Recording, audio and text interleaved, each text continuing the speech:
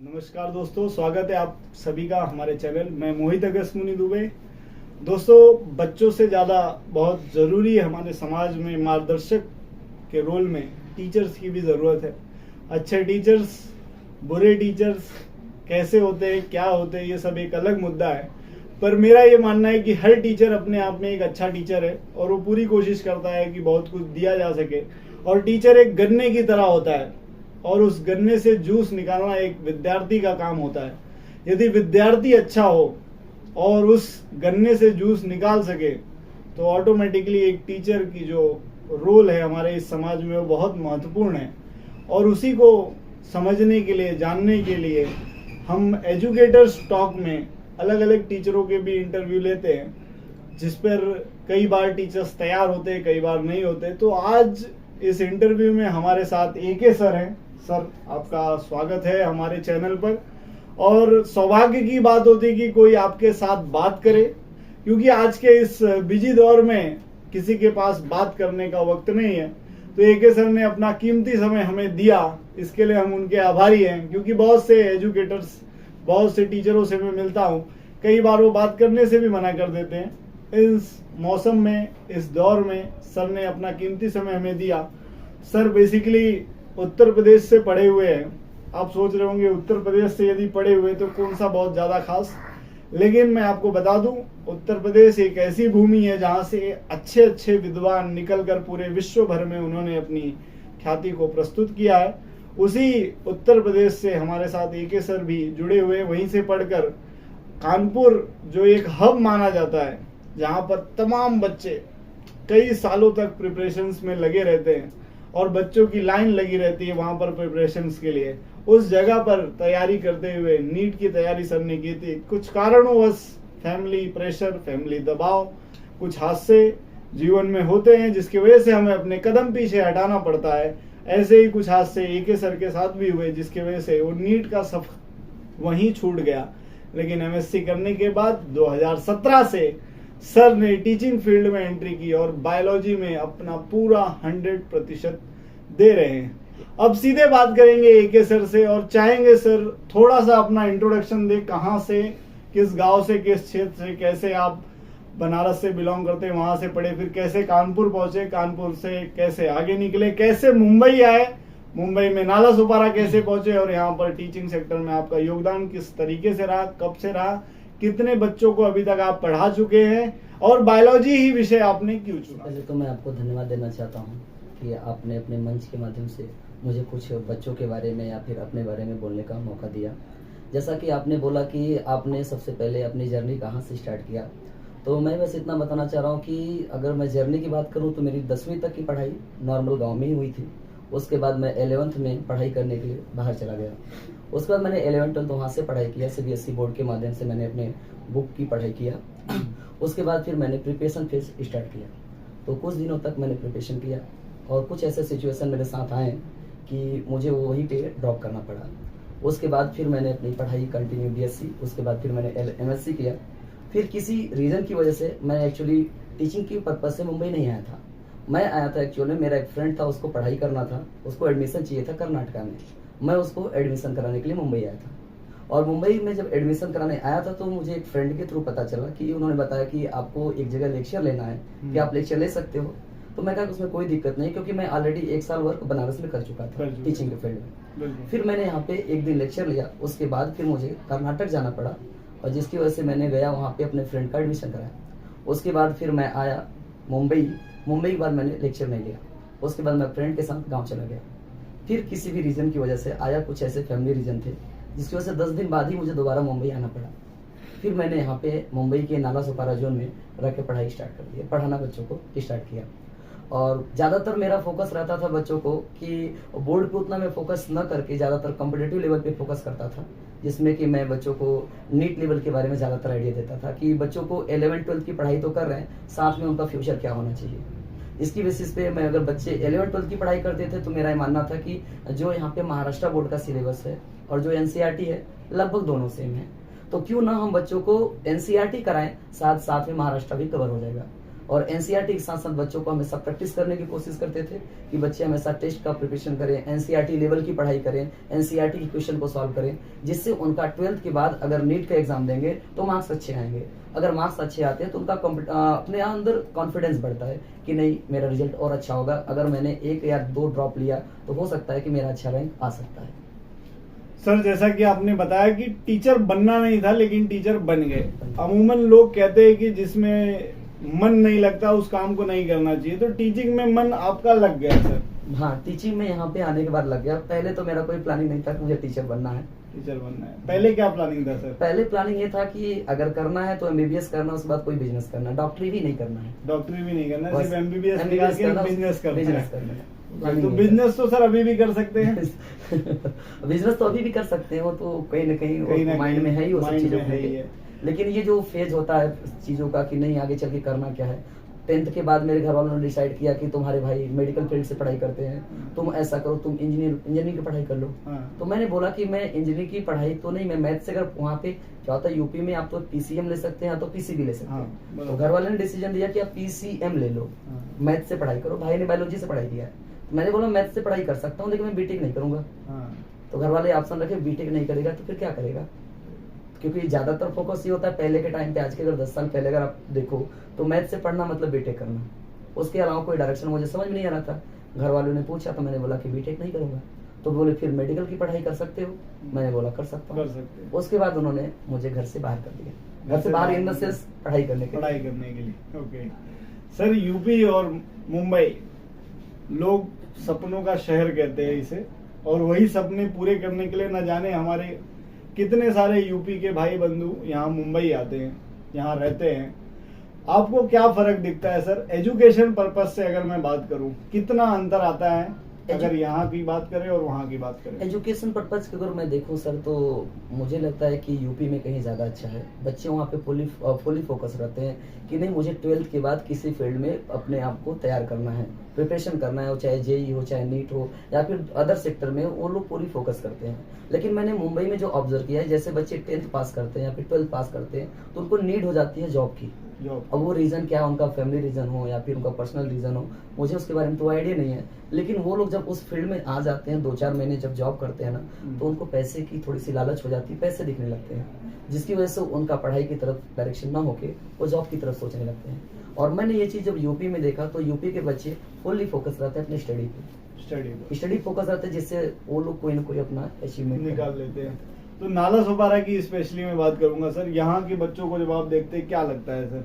यहाँ के बच्चे सर देखा जाए तो बच्चे हर जगह हर टाइप के मिल जाते हैं, कुछ बच्चे अच्छे भी हैं, कुछ खराब भी हैं, लेकिन ज्यादातर देखा जाए तो बच्चे खास करके चीजों को जो समझ रहे हैं वो कॉम्पिटेटिव फील्ड में आ रहे हैं और अपना 100% दे रहे हैं। लेकिन कुछ बच्चे ऐसे हैं जिनको डायरेक्शन ही नहीं पता उनको करना क्या है, उनको कोई आइडिया नहीं है। अगर उनको सही बताने वाला अगर मिल जाता है तो बच्चे बहुत अच्छा कर जाते हैं, और कुछ बहुत अच्छे बच्चे होते हैं पढ़ने में, लेकिन सही डायरेक्शन न मिलने की वजह से वो नहीं कर पाते। स्कूल कॉलेजेस का रोल कैसे आप देखते हैं सर?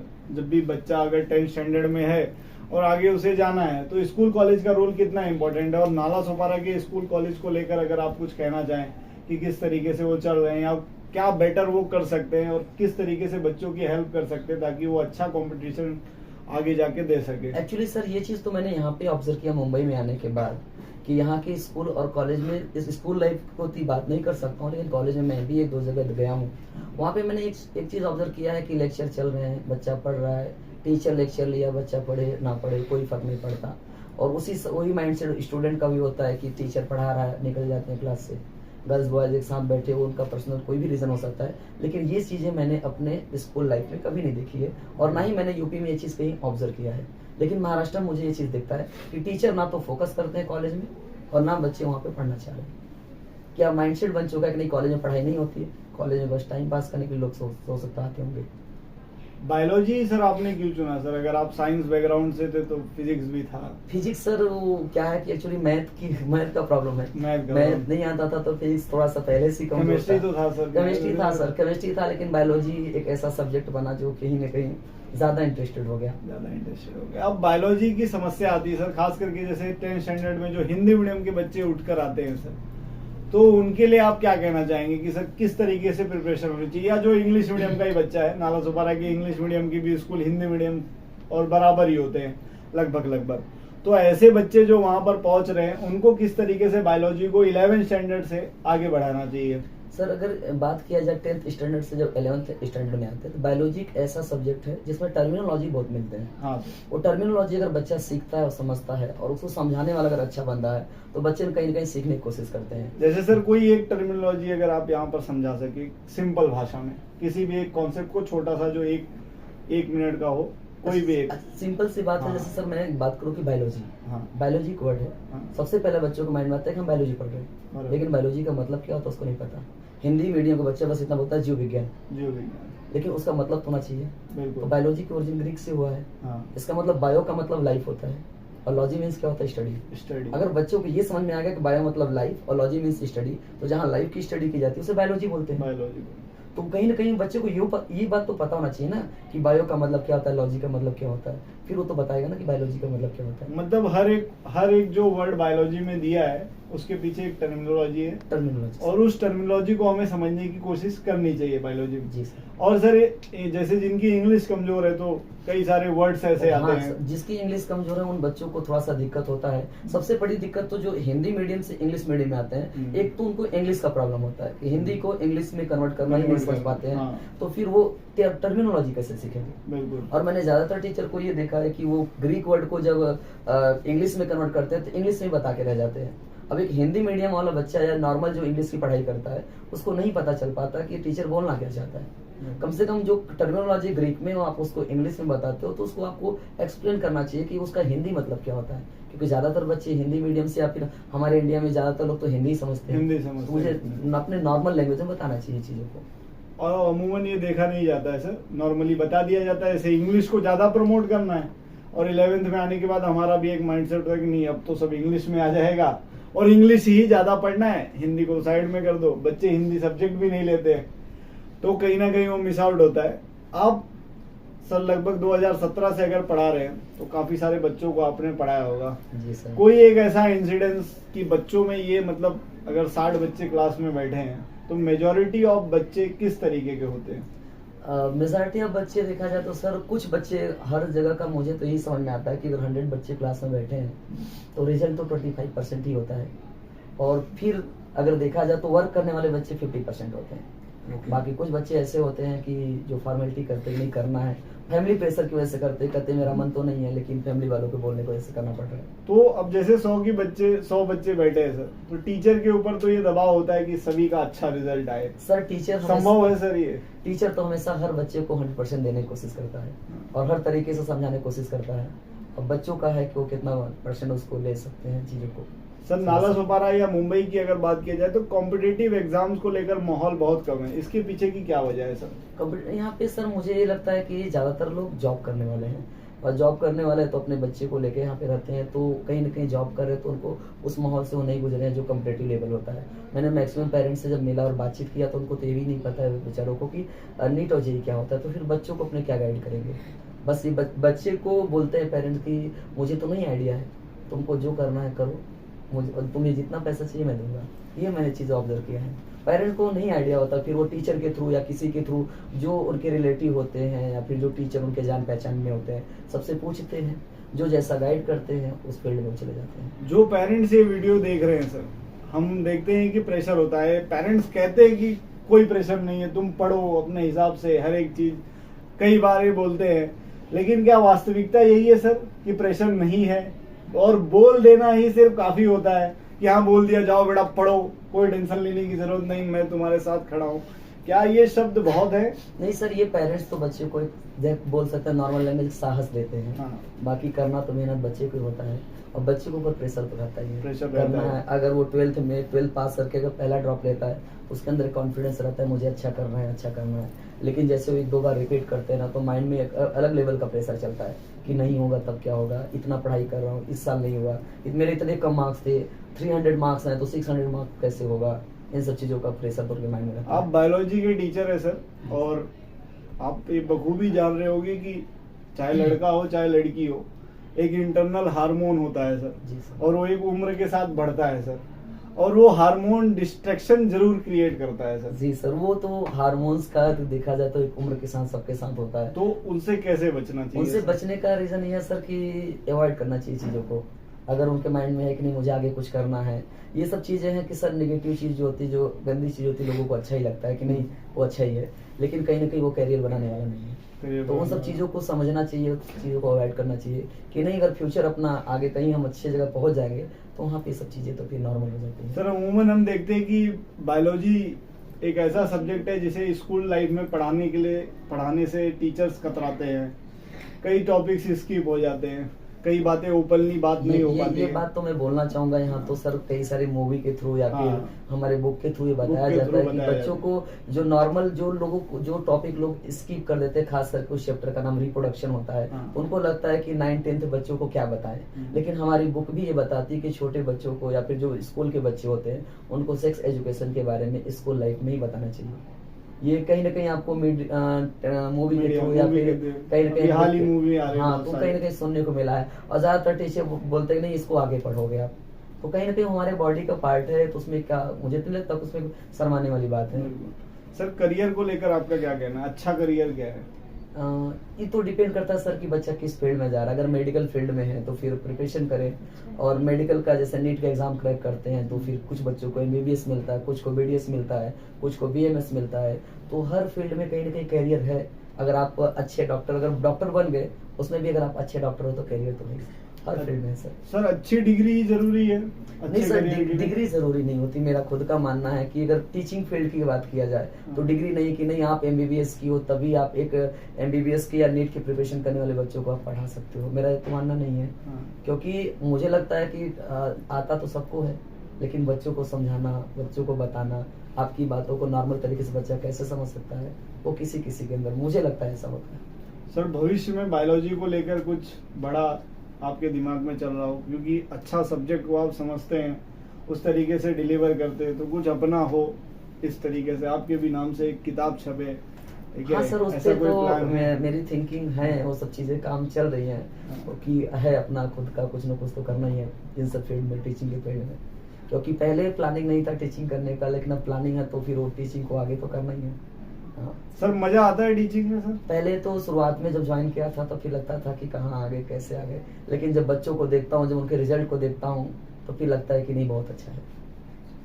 और सर रिजल्ट आने के बाद जैसे बायोलॉजी नीट की तैयारी करें तो बायोलॉजी सबसे जरूरी पार्ट है, आधा तो बायोलॉजी ही है जी सर। और काफी प्रेशर भी होता होगा सर आप पर कि मतलब आधा जिम्मेदारी तो मेरे हाथ में ही है, तो उसको कैसे मैनेज करते हैं या उसे कैसे फेस करते हैं? मैनेज ये सर कि मेरा खुद का मानना है कि एनसीईआरटी में जो चीजें लिखी हैं बच्चों को, तो बच्चा खुद से भी तो पढ़ सकता है, लेकिन कई बार बच्चे पढ़ते समझ में नहीं आता। तो कहीं ना कहीं बायोलॉजी में जो है वो है, अगर कोई डेटा दिया है किसी का, कोई भी बॉडी का हमारे पार्ट है वो है, तो कोई ना कोई तरीका बताओ बच्चों को, कोई ना कोई तरीका बनाओ जिससे बच्चे को एकदम सिंपल तरीके से लर्न कर ले। तो हमारी कोशिश यही रहती है कि बच्चों को एक सिंपल तरीके से समझाएं जिससे हर बच्चा चीज़ों को समझ ले। और कहीं ना कहीं बायोलॉजी में सर बच्चे मेहनत करते तो उनका रिजल्ट अच्छा ही आता है। कितना अटेम्प्ट देना चाहिए सर नीट में? वो तो डिपेंड करता है बच्चे के कॉन्फिडेंस पे सर। कुछ बच्चे तो पहले साल में ही कहते हैं कि नहीं मेरे से नहीं होगा, कुछ बच्चे होते हैं 2-3 ड्रॉप लेते हैं, वो तो उनके परफॉर्मेंस के ऊपर डिपेंड करता है। अगर मैं ये बोलूँ कि कोई बच्चा 2 बार 3 बार एग्जाम दिया और 200 मार्क्स भी क्रॉस नहीं कर पा रहा है, तो मुझे नहीं लगता कि उसको ड्रॉप लेना चाहिए। इम्प्रूवमेंट हो रहा है तो फिर लेना चाहिए ड्रॉप, मुझे तो नहीं लगता कोई गलती है इसमें, क्योंकि मेडिकल फील्ड है, इसमें कोई एज का लिमिट नहीं है, एज का कोई क्राइटेरिया है नहीं, तो कोई ना कोई कुछ तरीका सोच के ही तो बनाया गया होगा कि नहीं भाई मेडिकल में एज लिमिट मत लगाओ। कहीं ना कहीं ये फील्ड थोड़ा सा लेंदी है, चीज़ों को थोड़ा टफ है, आगे चल के बच्चों को समझना है सब चीज़ें, तो कहीं ना कहीं इसमें कंपटीशन ज़्यादा है। अगर आप कंपेयर करो जेई से तो लगता है कि उसमें 1 या 2 अटेम्प्ट ही है, लेकिन नीट फील्ड में, मेडिकल फील्ड में इतने अटेम्प्ट क्यों? तो कहीं ना कहीं है कंपटीशन ज़्यादा है। बहुत सारे ऐसे बच्चे हैं जो 4 बार 5 बार 6 बार भी ड्रॉप लेके नीट को अच्छा रिजल्ट दे देते हैं। सर 675 वाले बच्चे को देखकर 200 लाने वाले बच्चे को भी ऐसा लगता है कि मैं भी 700 ला सकता हूँ सर? हाँ सर, अगर वो बच्चा सिस्टमेटिक तरीके से पढ़ाई करता है तो ला सकता है, ऐसा कुछ नहीं। सिस्टमेटिक मतलब सर? सिस्टमेटिक मतलब कि मतलब सर जो सिलेबस है, कुछ बच्चे ऐसे होते हैं जो मेहनत बहुत करते हैं कि ये पढ़ते हैं वो पढ़ते हैं, लेकिन जो सिलेबस का चीज़ होता है वो नहीं पढ़ते हैं। जैसे कि ये जो पैटर्न चल रहा है नीट का, वो एनसीईआरटी। आप भी अगर इस साल का अगर पेपर अगर किसी टीचर से या किसी के थ्रू जानना चाहेंगे तो पता चलेगा कि एनसीईआरटी से ही है। और बहुत सारे ऐसे बच्चे होते हैं जो डिफरेंट डिफरेंट बुक पढ़ते हैं या फिर डिफरेंट डिफरेंट मॉड्यूल पढ़ते हैं। तो ऐसा तो नहीं है सर, साइंस है, बुक है तो लिखा सब में सेम होगा, लेकिन हर बुक का लिखने का अपना क्राइटेरिया अलग होता है, लैंग्वेज अलग होते हैं। और एनसीईआरटी में जो चीज़ें लिखी हैं वही कॉपी पेस्ट अगर मैं कर दूँ तो ही नीट में आता है। और बच्चा अगर डिफरेंट डिफरेंट बुक पढ़ता है, डिफरेंट डिफरेंट लैंग्वेज से सीखता है, एनसीईआरटी को सीखता है, तो कंफ्यूज कर जाता है कि कौन सा पॉइंट कहाँ का है, कैसे है। अगर एक ही बुक को, मेरा मानना है कि अगर एनसीईआरटी से ही आना तो आप उसी को कंटिन्यू बार बार पढ़ो। क्योंकि सर जब आपको ये बात का आइडिया है कि 90 में 90 क्वेश्चन यहीं से आ रहे हैं, हमको करने भी यहीं से, तो हमें वही पढ़ना चाहिए बार बार ना, क्यों हम दूसरी बुक को फॉलो करें। सर टेस्टिंग एजेंसी जो इसको कंडक्ट करती है एनटीए, रिजल्ट आने के बाद आपका भी इस पे प्रतिक्रिया थी कि इस बार काफ़ी घोटाला हुआ है, तो क्या कहना चाहेंगे सर? इतने सारे बच्चे, 24 लाख बच्चों ने पेपर दिया, उनका भविष्य किस तरीके से एक एजेंसी जो है दांव पर लगा रही है। आप एज अ टीचर, अगर आपके बच्चे के साथ कुछ इस तरीके से हुआ होता तो उस तरीके की भावना जो है कैसे रहती? आज के अगर सर मैं 10 साल पहले पीछे जाके अगर बात करूं नीट लेवल के एग्जाम की, तो पहले सीबीएसई कंडक्ट कराता था नीट का एग्जाम। तो उस टाइम पेपर का पैटर्न उनका ऐसा होता था कि एनसीईआरटी से 80% रहते थे, 20% वो आउट ऑफ सिलेबस ऐड कर देते थे, जिसकी वजह से जो ऑल इंडिया टॉपर बच्चा होता था उसके भी 700 मार्क्स नहीं आते थे। लेकिन जब से एनटीए ने एग्जाम कराने लगा तो फिर ज्यादातर सिलेबस को एनसीईआरटी मतलब फिक्स कर दिया कि कोई घुमाव फिराव नहीं, क्वेश्चन में कोई चेंजेस नहीं, बस कॉपी पेस्ट है। एनसीईआरटी के बुक में कोई टॉपिक दिया उसी टॉपिक को उठा के दे दिया, कोई क्वेश्चन है वो डायरेक्ट इंटरेस्ट क्वेश्चन उठा के बुक में दे दिया, पेपर में आ जा रहा है, तो बच्चे कहीं ना कहीं अच्छा कर जा रहे हैं। लेकिन एक बच्चा, 2 बच्चा, 3 बच्चा अगर 720 में 720 लाता है तो फिर वो सोचने वाली बात है। लेकिन अगर 67 बच्चे ला रहे हैं तो फिर कहीं ना कहीं कुछ तो लग रहा है कि है। कभी आज तक ऐसा नहीं हुआ नीट के इतिहास में, तो फिर ये पहली बार ऐसा क्यों? बायोलॉजी कितनी टफ है सर? बायोलॉजी सर टफ अगर कह सकते हैं तो है, क्योंकि उसके टफ तो बायोलॉजी नहीं होते, उसके टर्मिनोलॉजी टफ लगते हैं। अगर बच्चा टर्मिनोलॉजी सीख जाता है तो उसको बायोलॉजी एकदम सिंपल लगने लगते हैं। बायोलॉजी से सर और कोई सेक्टर जैसे आप बता पाए, बायोलॉजी से हम आगे इस फील्ड में बढ़ सकते हैं? बायोलॉजी नई से चीजें आ रही हैं, बहुत सारे फील्ड हो गए। जैसे कि अगर बायोलॉजी की बात की तो जो एनटीए नीट को कंडक्ट करता है, नीट के थ्रू एमबीबीएस मिलता है, बीडीएस मिलता है, बीएमएस, बीएचएमएस मिलता है, यहाँ तक कि बीएससी नर्सिंग और बीवीएससी मतलब वेटनरी साइंस में एडमिशन ले सकते हैं। लेकिन अगर आप नीट के थ्रू नहीं जाना चाहते, किसी और फील्ड में जा सकते हैं, तो फिर आपके लिए एएनएम है, जीएनएम है, पैरामेडिकल कोर्सेज जिसको बोलते हैं, बीपीटी हो गया, और दूसरे कोर्स हो गए जैसे कि DMLT, BMLT, B pharma, D pharma, ये सब तो मेडिकल फील्ड के ही कोर्स है। और अगर देखा जाए रिसेंट में तो बीएससी ज्यादातर बच्चे भी बीएससी अगर करना चाहते तो रेडियोलॉजी के थ्रू कर रहे हैं या फिर साइकोलॉजी के थ्रू कर रहे हैं, तो इन सब चीजों का स्कोप इसमें। बायोटेक्नोलॉजी सर उभरता हुआ क्षेत्र ऐसा माना जाता है? बायोटेक्नोलॉजी वो बहुत बेटर है सर, बेटर है। ज्यादातर बच्चे इंजीनियरिंग फील्ड में जब जाते हैं तो उनका ब्रांच बायोटेक्नोलॉजी मिल जाता है, तो उसी के थ्रू कंटिन्यू करते हैं, या फिर आप डायरेक्ट किसी बायोटेक्नोलॉजी कॉलेज में एडमिशन ले सकते हैं। इसके अलावा सर जैसे बायो का यूज किसानी में अगर किया जाए, आप उत्तर प्रदेश से बिलोंग करते हैं सर, मेजोरिटी ऑफ लोग किसानी है, तो बायो का रोल कितना है वहाँ पर? बायो का रोल सर अगर एग्रीकल्चर की फील्ड से किया जाए तो फिर बायोलॉजी का एक अलग सा ब्रांच हो जाता है जिसको हम एग्रीकल्चर डिपार्टमेंट बोलते हैं, तो उसकी भी अलग से पढ़ाई होता है, तो वो कहीं ना कहीं वहाँ पे ज्यादा बेटर मिल जाता है। तो आप देख रहे थे, ये थे हमारे साथ एक सर, इन्हें नाला सोपारा में 2017 से लगातार अथक प्रयास, अथक परिश्रम करके एक ऐसी फील्ड को चुना जिसमें शायद इनका इंटरेस्ट नहीं था।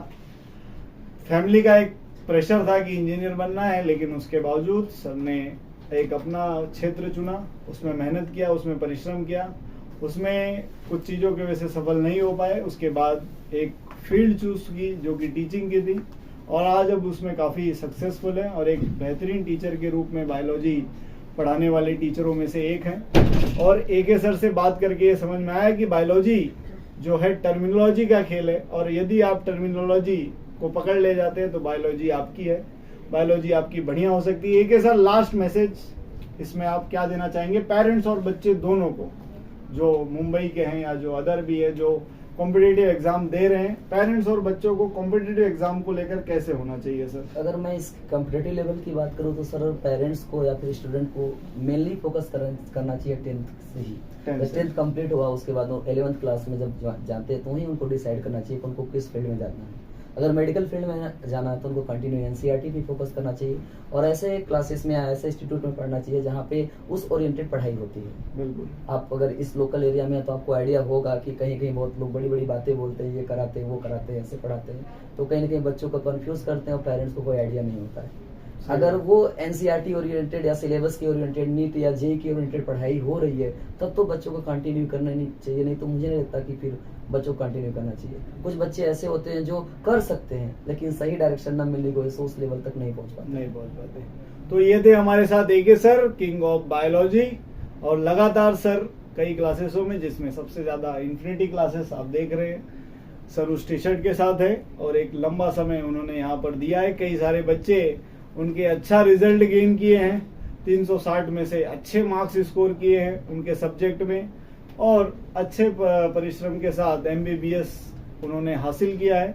और सर इसी तरीके से मेहनत करते रहे और एक लंबा समय जो टीचिंग में दिया है और जो उनका बिजनेस का भी ख्वाब था वो भी हम आशा करते हैं कि वो जरूर पूरा हो और आने वाले समय में जल्दी हमें उनकी बुक देखने मिले और उस बुक के साथ मैं उनका इंटरव्यू लूं, ये हमारी इच्छा होगी। इसी के साथ इस वीडियो में इतना ही। ऐसे ही वीडियो के लिए हमारे साथ बने रहे। मैं मोहित दुबे एके सर का धन्यवाद करता हूँ। Thank you.